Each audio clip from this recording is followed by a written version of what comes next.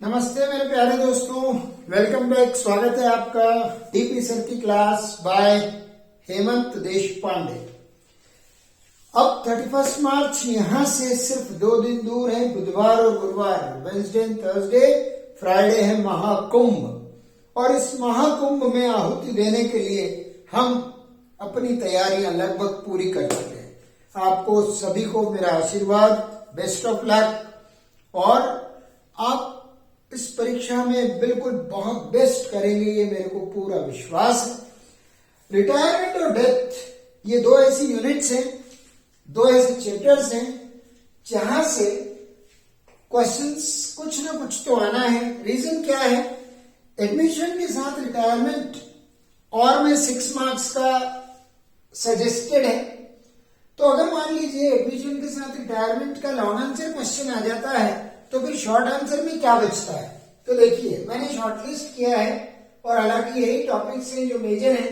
एक तो आपको आ सकता है calculation of new ratio and gaining ratio, जो कॉन्सेप्ट ऑफ और फ्रॉम का हमने अभी रिसेंटली एडमिशन में पढ़ा, उसको यहां भी ध्यान दीजिएगा। तो आप ये जरूर से दोहरा लें, 5 से 10 इलस्ट्रेशन अपने देख लें। New ratio minus old ratio, new minus old बराबर गेन होगा, इसको आप नोट कर लें। अगर कोई पार्टनर रिटायर हो रहा है और नए रेशियो की कोई जानकारी नहीं है तो उसे हटाकर जो बचेगा वही न्यू रेशियो होगा, वही गेनिंग रेशियो होगा। ये देखो, कोई ऐसी नई बात मैं आपको नहीं बता रहा और ना ही मैं कुछ नया ऐसा अब बताना चाहूंगा जो कि आपको कंफ्यूज करे या आपको और कुछ नया सीखने पे मजबूर करे। तो हमने जो सीखा है उसी को दोहराए। गुडविल ट्रीटमेंट में अकाउंटिंग स्टैंडर्ड 26 यहां भी काम आएगा। Changing PSR, admission, retirement, death, चारों जगह वो एक जैसा है। गेन करने वाला सेक्रीफाइसिंग का पार्टनर को कॉम्पेंसेट करता है, और अगर मान लीजिए रिटायरमेंट में कोई सेक्रीफाइस कर रहा है गेन करने की जगह, तो उसे भी कॉम्पेंसेशन मिलेगा। यानी gaining partners capital account debit होगा, gaining partners capital account debit to credit में कौन आएंगे? Sacrificing partners. तो जो भी पार्टनर सेक्रीफाइस कर रहा है, आमतौर पे जो रिटायर हो रहा है वो सेक्रीफाइस करता है, लेकिन खास तौर पे ऐसा हो सकता है कि जो बचा है उनमें से एक और सेक्रीफाइस कर रहा है, तो उसे भी कॉम्पेंसेशन मिलेगा। जो सिंगल गेनर है वो डेबिट होगा, बाकी के सब सेक्रीफाइस करने वाले क्रेडिट होंगे। और रेशियो निकालने का और अमाउंट निकालने का तरीका वही है, firms goodwill into share gain, share sacrifice. जरूर से लोन अकाउंट देख लीजिएगा। इंस्टॉलमेंट में पेमेंट जैसा डेथ में है वैसा का वैसा ही लोन अकाउंट रिटायरमेंट का है। सिर्फ फर्क ये है कि डेथ में जो है अकाउंटिंग पीरियड ब्रेक होता है, जबकि रिटायरमेंट में normally retirement at the end of the year होता है, तो नॉर्मल सिंगल चलेगा। लेकिन डेथ में 3 मंथ्स, 9 मंथ्स, 8 मंथ्स, 4 मंथ्स ऐसे कॉम्बिनेशन बनते हैं जिसको आपको ऑलरेडी पता है। तो लोन अकाउंट दोनों चैप्टर के ध्यान से देखिएगा। उम्मीद है पूरा 3 to 4 marks question loan account का आने की इंस्टॉलमेंट में रिपेमेंट करते हैं। अगर आपको ऐसा लगता है तो 2-3 इलस्ट्रेशन देखें और नहीं तो बताएं, तो हम उसको प्रैक्टिस करेंगे। लोन अकाउंट आपको कैसे बनाना है वो भी मैं सिखा दूंगा।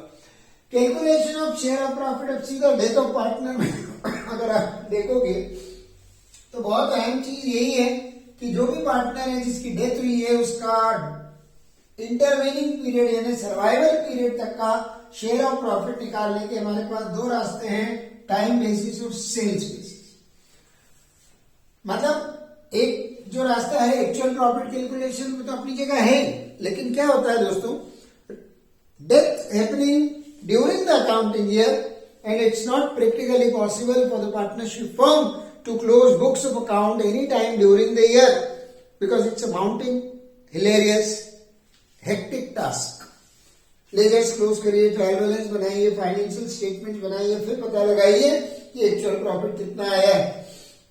तो अगर पार्टनरशिप फर्म ये नहीं चाहती कि वो एक्चुअल प्रॉफिट कैलकुलेट करे, तो उसके पास ये 2 ऑप्शंस हैं जो एग्रीमेंट में होने चाहिए, डीड में होने चाहिए, टाइम बेसिस और सेल्स बेसिस। टाइम बेसिस में 2 होते हैं, एक on the basis of average profit of past few years, तो आपको यहाँ पर कुछ प्रॉफिट्स दिए होंगे, आप उन्हें टोटल करके डिवाइड करके एवरेज प्रॉफिट निकालेंगे और इनटू सर्वाइवल पीरियड करेंगे, क्योंकि जो एवरेज प्रॉफिट आएगा वो पर एनम आएगा, ईयरली आएगा। आपको पूरे ईयर से मतलब नहीं है।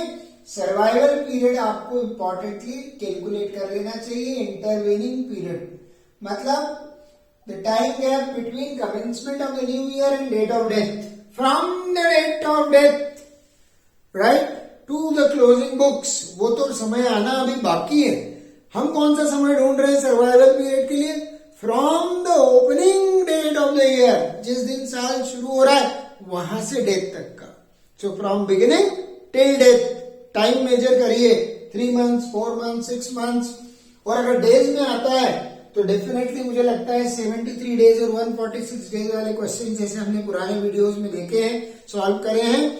आप चाहें तो इससे रिलेटेड मेरे डिटेल्ड वीडियोस इसी चैनल पर डीपी सर की क्लास पर रिटायरमेंट डेथ डिसोल्यूशन के कॉम्प्रिहेंसिव वीडियोस है, जहां मैंने बारीकी से सब चीजों को बताया है। यहाँ इसीलिए मैं इन चीजों को ब्रश अप टाइप टच करता हुआ आगे जा रहा हूं। तो एवरेज पीरियड एक बेस होता है मेरे दोस्तों। दूसरा है last years profit. Last years profit means जो एग्जैक्ट प्रीवियस ईयर प्रॉफिट है उसको बेस ले लिया जाए, तो फॉर्मूला बन जाएगा last years profit into survival period, यानी जितने टाइम भी वो जिंदा रहा या रही, इनटू हिज हर शेयर। इसके अलावा जो दूसरा बेसिस पॉपुलर है, जिसके क्वेश्चन आजकल जरा ज्यादा लाइट में है और उम्मीद भी इसी की ज्यादा है, इंपॉर्टेंट में मार्क कर लीजिए, सेल्स बेसिस। अगर सेल्स बेसिस है क्वेश्चन में तो आपके पास 3 डेटा गिवन होंगे, 3 information, last year profit, last year sales and current period sales. आप ये फॉर्मूला लगाएंगे, लास्ट ईयर इतना सेल हुआ था, उसके ऊपर इतना प्रॉफिट था, तो करंट पीरियड के इतने सेल पे कितना प्रॉफिट होगा, यूनिटरी मेथड या प्रोपोर्शनल प्रॉफिट कैलकुलेट करेंगे और मल्टीप्लाइड बाय हिज और हर शेयर करेंगे। सभी में ध्यान रखने वाली बात यह है कि ये सब फोरकास्टेड प्रॉफिट है, time basis, sales basis, actual नहीं है। इसलिए इसमें profit and loss suspense account to deceased partners capital account ये एंट्री बनेगी प्रॉफिट शेयर को बुक करने के लिए। डिसीज पार्टनर के कैपिटल अकाउंट में ये क्रेडिट में आएगा बाय पीएनएल सस्पेंस। हाँ, अगर लॉस आ जाता है तो एंट्री पलट जाएगी, deceased partners capital account debit to PNL suspense. ये ध्यान रखिए, इंपॉर्टेंट चीज है, ऑड में आउट है, आपको फिर बता रहा हूं। लॉस के केस में deceased partners capital account debit to PNL suspense होगा। और एक और इंपॉर्टेंट चीज, अगर प्रॉफिट शेयरिंग रेशियो चेंज हो रहा है डेथ के बाद तो पीएनएल सस्पेंस का इस्तेमाल मत कीजिए, क्योंकि अब रेशियो बदला तो पार्टनर्स के बीच में पुराने अनडिस्ट्रीब्यूटेड प्रॉफिट लॉसेस के लिए फिर डिस्प्यूट हो सकता है। तो इसलिए वहां पर भी गेनिंग पार्टनर सेक्रीफाइसिंग पार्टनर को कॉम्पनसेट करेगा। यानी रेशियो अगर बदला तो पीएनएल सस्पेंस ना यूज करें, जो गुडविल के लिए करते हैं वही इसमें करें। प्रॉफिट के केस में गेनिंग टू सेक्रीफाइसिंग और लॉस के केस में सेक्रीफाइसिंग टू गेनिंग, ये वाली एंट्री बनाएं। इंपॉर्टेंट चीज इन सभी चीजों में ध्यान देने की है कि हम सर्वाइवल पीरियड कैलकुलेट करने में कोई गलती ना करें। अगर वहां हमने कोई मिस्टेक की तो डेफिनेटली हमारे बहुत सारे आंसर्स गलत हो सकते हैं। डेथ में भी गुडविल वैसी है, रिटायरमेंट में भी गुडविल वैसी है, चेंज इन पीएसआर में भी गुडविल वैसी है। एडमिशन में थोड़ा डिफरेंस है, cash brought, cash not brought, combo and kind, hidden goodwill, ऐसे बहुत सारी चीजें एडमिशन में वैरायटी है। तो प्यारे बच्चों, रिटायरमेंट का कॉम्प्रिहेंसिव क्वेश्चन मेरे को लगता है कि आपको एडमिशन पे फोकस करके बहुत अच्छा करना चाहिए, और रिटायरमेंट में छोटे छोटे क्वेश्चन 3 मार्क्स वाले, और आप दोनों ही चैप्टर के 15-15 इलस्ट्रेशन, आपके पास बहुत मौका है बेटा, भरपूर समय है, आप बड़े आराम से इनको देख सकते हैं, है ना। अब बात आती है कि हमें सीखना चाहिए इसका लोन अकाउंट। तो इसके लिए आपको मेरी सिंपल सी एक एडवाइस है, आप पुराने वीडियोस स्क्रॉल करें, चेक करें टाइटल के साथ, video title, death of partner डालें, रिटायरमेंट ऑफ पार्टनर डालें, आपको प्रॉपर स्टेप बाय स्टेप सारी चीजों के क्वेश्चन सॉल्व करे हुए मिलेंगे। फिर भी अगर समस्या है तो आप बताइएगा, विल डेफिनेटली टच इट। अब हम आते हैं डिसोल्यूशन पर। डिसोल्यूशन में क्या इंपॉर्टेंट है मैं आपको अभी बता देता हूं, आप देख लीजिएगा। डिसोल्यूशन ऑफ पार्टनरशिप में 2-3 चीजें ध्यान देना। एक तो रियलाइजेशन अकाउंट और रिवैल्यूएशन अकाउंट का डिफरेंस जरूर पढ़ना, नोट कर लीजिए क्या बता रहा हूं मैं। Realisation account versus रिवेल account. ये डिसोल्यूशन में बनता है, ये रिकॉन्स्टिट्यूशन में बनता है। रियलाइजेशन के बाद बैलेंस शीट नहीं बनती, रिवैल्यूएशन के बाद बैलेंस शीट बनती है। इसके बाद फर्म बिजनेस सब खत्म होता है, इसके बाद खाली पार्टनरशिप चेंज होती है और बाकी का काम चलते रहता है। So you will know the difference. आपको इसके अलावा और याद करना चाहिए difference between dissolution of partnership versus dissolution of firm. जरूर पढ़ें, 3 मार्क्स का नहीं तो 1 मार्कर में एमसीक्यू असर्शन रीजनिंग जरूर उनके अंदर से आ सकते हैं कि इसको क्या बोलते हैं, इसको क्या बोलते हैं। ट्रू फॉल्स में आ सकते हैं, मैच द कॉलम में आ सकते हैं। तो रियलाइजेशन रिवैल्यूएशन का डिफरेंस एक चीज, dissolution of partnership and dissolution of firm. Dissolution of partnership का मतलब है रिकॉन्स्टिट्यूशन, डिसोल्यूशन ऑफ फर्म का मतलब है सब कुछ खत्म, business coming to an end, permanent closure. Reconstitution, end of firm. Reasons, change in PSR, death, retirement, admission, amalgamation. Reason, losses year after year, disputes, illegal business, any other problem. इसके अलावा आपको याद करना चाहिए settlement of account. Section 48, application of assets. Assets have to be used first of all to pay the external liabilities, then after the loans from partners, and finally the capital settlement of partners. Realization account in nature is nominal account. Debit all expenses and losses, credit all incomes and gains. Revenue nominal है. Realization बनाते समय ध्यान रखिएगा, all the assets are to be transferred here on the debit side except unrealizable assets. All realizable assets which have realizable value which can be realized in cash are transferred onto the debit side. External liabilities, provisions, specific reserves are posted here on credit side of realization account. Once transfer work is done, crisscross realization takes place. एक बार अगर आपने asset को transfer कर दिया तो उसका नया नाम हो जाता है रियलाइजेशन अकाउंट, और ऐसे लायबिलिटी को ट्रांसफर कर दिया तो उसका नया नाम हो जाता है रियलाइजेशन अकाउंट। उसके बाद उनके नाम से जर्नल एंट्री नहीं होती, जर्नल एंट्री होगी तो रियलाइजेशन को लेके होगी। एसेट बेचने की होगी bank to realisation, bank account debit to realisation account. Asset taken over by partner की होगी partners capital account debit to realisation account. मुस्कुराओ, टेंशन क्यों कर रहे हैं, बहुत आसान चीजें हैं। अगर कोई लायबिलिटी का पेमेंट होता है रियलाइजेशन टू बैंक, और अगर कोई लायबिलिटी पार्टनर पे ऑफ करता है तो realisation to partners capital account. साथ साथ में बार्टर सिस्टम है, adjustment, exchange of asset with liability. अगर फुल सेटलमेंट में हो रहा है तो नो एंट्री, और अगर डिफरेंट अमाउंट पर हो रहा है, if the assets are superior given for a inferior liability you will get money bank to realization, and if asset is inferior, liability is superior, you will have to pay amount realization to bank.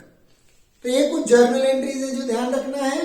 Realisation expenses का treatment, yes, खास करके आपको याद रखना है treatment of realisation expenses. पढ़ लीजिएगा, expenses paid by firm, realisation to bank, paid and borne by firm. एक कंडीशन है realisation expenses paid and borne by firm, realisation to bank, firm pay कर रही, फर्म बेयर करेगी।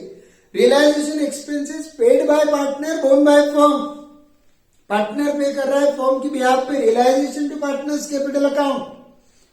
Realisation expenses paid by firm on behalf of partner, partner ने बोला था मैं पे करूंगा लेकिन फर्म पे कर रही है, partners capital account debit to bank, इसका रियलाइजेशन में कुछ नहीं होगा, राइट। तो ऐसी अलग अलग कंडीशंस हैं। एक्सपेंसेस के भी 5 से 6 एग्जांपल्स देखिए, जरूर से इसमें से आपको 1 मार्क का थियरी क्वेश्चन या 1 मार्क का एमसीक्यू किसी एक पर्टिकुलर केस पर 5-6 जो केसेस हैं हमने डिस्कस किए हुए हैं उस पर आ सकता है, तो जरूर टच करें इसको।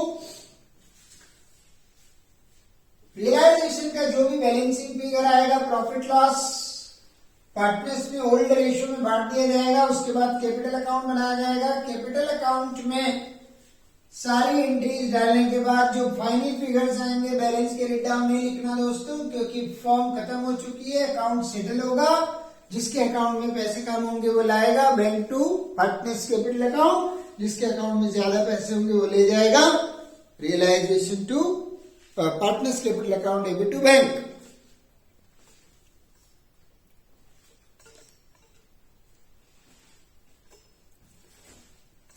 इसके बाद हमें क्या ध्यान देना चाहिए? हमें ध्यान देना चाहिए WCR का ट्रीटमेंट डिसोल्यूशन में क्या होता है। देखिए, वर्कर्स कॉम्पेंसेशन रिजर्व एक स्पेसिफिक रिजर्व है, इसको जब आप डिस्कस करेंगे तो इसके अगेंस्ट 2 सिचुएशन आ सकती है। नो क्लेम सिचुएशन, मतलब रिजर्व है मगर क्लेम नहीं है, और रिजर्व है और क्लेम है, राइट।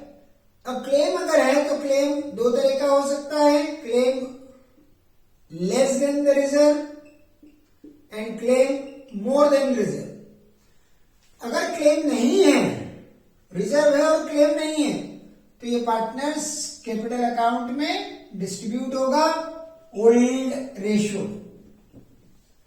लेकिन अगर क्लेम है, कम क्लेम है, जितना भी क्लेम है, WCR का क्या होगा? रियलाइजेशन में ट्रांसफर होगा और बचा हुआ रिमेनिंग डिस्ट्रीब्यूट होगा। तो ध्यान रखिए, जब आप WCR को रियलाइजेशन में ट्रांसफर करें क्रेडिट साइड पर बाय WCR या WCC के नाम से, तो इसका पेमेंट जरूर करें क्योंकि इतना क्लेम है, तो टू बैंक करके डेबिट साइड पर पेमेंट जरूर दिखाएं। फिर बार बार कह रहा हूं, अगर कुछ प्रॉब्लम इसमें आती है तो आप पुराने वीडियोस देखें जिसमें रियलाइजेशन अकाउंट बनाना बारीकी से एक एक आइटम के साथ सिखाया गया है। अगर मान लीजिए क्लेम ज्यादा है तो पूरा WCR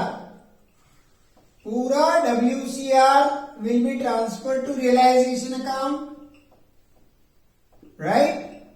पूरा WCR will be transferred to realisation account and जितना क्लेम है, सपोज WCR में 20,000 और क्लेम निकला 22,000, तो रियलाइजेशन में आप 22 ट्रांसफर करोगे, 20 ट्रांसफर करेंगे और 22 का पेमेंट करेंगे, क्योंकि 20,000 का रिजर्व है तो पूरा ट्रांसफर हो गया, 22 का क्लेम है तो 22 पेमेंट हो गया, 2,000 का लॉस ऑटो डिबिटेड है, आपको उस लॉस को अलग से निकालना नहीं, अलग से बुक नहीं करना है, अपने आप हो जाएगा। लेकिन अगर मान लीजिए क्लेम कम होता है, 18,000 क्लेम है, तो यहां ट्रांसफर भी 18 करेंगे और पेमेंट भी 18 करेंगे, यहां 18 ट्रांसफर होगा, पेमेंट भी 18 होगा और जो 2,000 बच रहा है वो पार्टनर्स कैपिटल अकाउंट में डिस्ट्रीब्यूट होगा। तो WCR से रिलेटेड चीजें भी आपको चेक करना चाहिए। Provision for bad debts, realisation में क्रेडिट जाएगा, उसके बाद उसका कुछ नहीं होगा। बहुत इंपॉर्टेंट चीज, बच्चे पूछते हैं सर प्रोविजन क्रेडिट कर दिया, अब आगे क्या करें? अरे क्रेडिट कर दिया मतलब आपने उसका अकाउंट खत्म कर दिया, आपने एंट्री बना दी provision for bad debts to realisation, मर गया वो, खत्म हो गया, आगे उसका कुछ भी नहीं करना है आपको। एज ए प्रॉफिट आपने उसको रियलाइजेशन में क्रेडिट करा। सिमिलरली IFR क्रेडिट करके भूल जाओ, आगे कुछ नहीं करना। ख्याल रहे, छोटी छोटी सी चीजें हैं। इंपॉर्टेंट रूल बुक्स में थोड़ा सा सिलेबस चेंज होने के पहले का लिखा हुआ है, ये मोस्ट इंपॉर्टेंट एरिया बोल रहा हूं मैं, ध्यान रखिएगा। बुक्स प्रिंट होने के बाद जो बोर्ड ने सिलेबस रिलीज किया था जिसमें एनपीओ को उन्होंने डिलीट किया था, वहां उन्होंने बताया था कि हम एक अजम्पशन, एक नया रूल उसमें डाल रहे हैं, वो ये है कि अगर टेंजिबल एसेट्स की रियलाइजेबल वैल्यू नहीं दी है तो उन्हें बुक वैल्यू पे रियलाइज करें। इनटेंजिबल एसेट की रियलाइजेबल वैल्यू नहीं दी है अगर, तो उन्हें टोटल लॉस में भूल जाएं, छोड़ दें। मतलब बिल्डिंग फर्नीचर मशीन की अगर रियलाइजेबल वैल्यू नहीं दी है तो हमको जितने की वो बुक्स में है उसी पे रियलाइज करना है, नो प्रॉफिट नो लॉस। लेकिन गुडविल, पेटेंट्स, कॉपीराइट्स की अगर रियलाइजेबल वैल्यू नहीं दी है तो हमें कॉपी तो जरूर करना है रियलाइजेशन में, लेकिन रियलाइज नहीं करना, टोटल लॉस में उसे छोड़ देना। इस रूल को भी आप ध्यान से दोहराएं, अपना मन लगा के थ्योरी पढ़ें जो मैंने बताई है, साथ साथ में कॉजेज ऑफ डिसोल्यूशन जरूर पढ़ लें। सेटलमेंट ऑफ अकाउंट पे मेज द कॉलम वाला क्वेश्चन जरूर आएगा। सबसे पहले हम एक्सटर्नल लायबिलिटीज को पे करते हैं, साथ साथ में जो रियलाइजेशन एक्सपेंसेस है उनको पे करते हैं, देन हम पार्टनर का लोन पे करते हैं। पार्टनर का लोन पे करने के बाद लास्ट नंबर आता है कैपिटल अकाउंट सेटलमेंट का। राइट, लोन दो तरह के होंगे, एक लोन है जो पार्टनर ने हमें दिया है तो उसे हम अलग से लोन अकाउंट बना के पेमेंट करेंगे, partners loan account debit to bank account. लेकिन अगर हमने पार्टनर को लोन दिया है, वो हमारा डेटर है, तो हम उसकी कैपिटल से उसको रिकवर करेंगे, partners capital account debit to loan account. इस तरह की जर्नल एंट्रीज जो बारीक बारीक एरियाज हैं अपनी अपनी बुक में से जरूर देखें। ऑल द बेस्ट, पढ़ें, पढ़ाएं, अपने दोस्तों के साथ शेयर करें चीजों को। सिंपल पेपर को जो बोर्ड ने रिलीज किया है इग्नोर ना करें। All the best, thank you.